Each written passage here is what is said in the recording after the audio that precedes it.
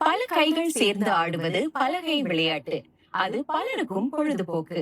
ஆசிய அளவில் மக்கள் பங்கேற்கும் பலகை விளையாட்டு சிங்கப்பூரில் தொடங்கியிருக்கிறது.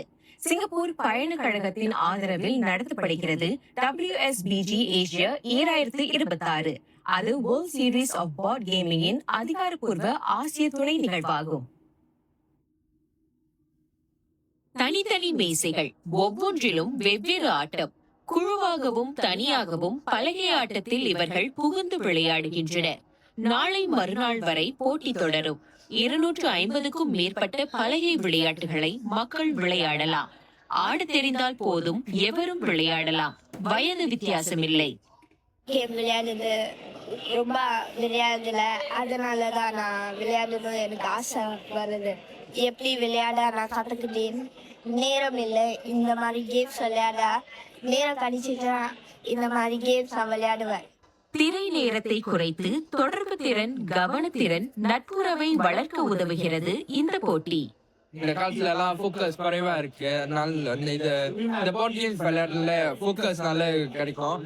மேலும் எப்படி குழு உணர்ச்சியோட விளையாட கத்துக்கலாம் இந்த போர்ட் கேம்ஸ் விளையாடுவது.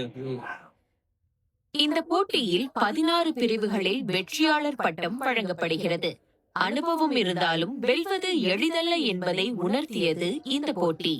ஒரு பிளேயரா நான் அட்லீஸ்ட் இந்த கேம் ஒரு 2-3 வீக்ஸ் வீக் அட்லீஸ்ட் ஒரு 5-6 hours நான் ப்ராக்டிஸ் பண்ணியிருப்பேன். இந்த லெவல் ஆஃப் பிளே இங்க அதிகமா இருக்கு. ஸோ எப்படின்னா வீக்ல ஃப்ரெண்ட்ஸோட கேஷுவலா விளையாடும் போது சில பேர் நல்லா விளையாடுவாங்க, சில பேர் ஓகேவா விளையாடுவாங்க. ஆனா இங்க every one is really good.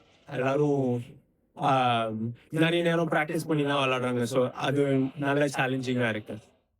மின்னிலக்கு திரைகளின் ஆதிக்கம் மிகுந்த இந்த காலத்தில் பலகை விளையாட்டுகள் சிந்தனைக்கு புத்துணர்வூட்டுகின்றன.